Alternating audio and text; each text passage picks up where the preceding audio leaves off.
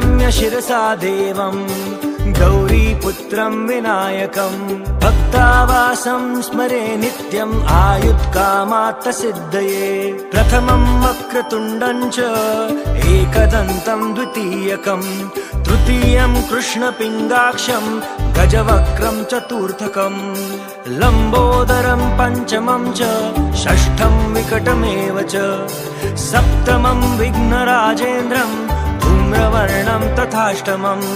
नवमं भालचन्द्रं च दशमं तु विनायकम् एकादशं गणपतिं द्वादशं तु गजाननं द्वादशैतानि नामानि त्रिसन्ध्यं यः पठेन्नरः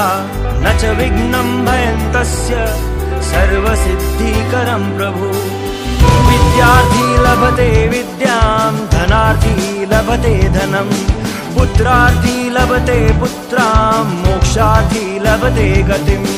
जपेत् गणपति स्तोत्रं षड्भिर्मासे फलं लभेत् संवत्सरेण सिद्धिं च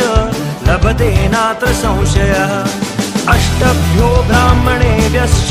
लिखित्वाय समर्पयेत् तस्य विद्या भवेत् सर्वा